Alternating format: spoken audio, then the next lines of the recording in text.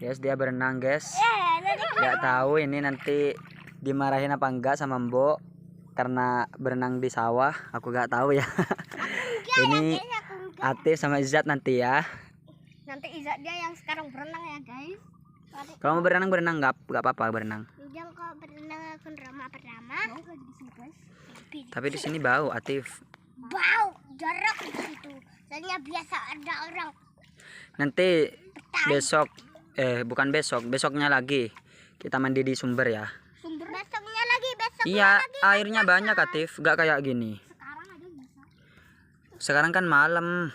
Mandeku kan lihat lasan. Emang sumbernya di luar negeri? Enggak, di dalam kampung. Bagus airnya, agak kayak gini. Apa? Atit, innalillahi. Jangan lancang dan di kabupaten.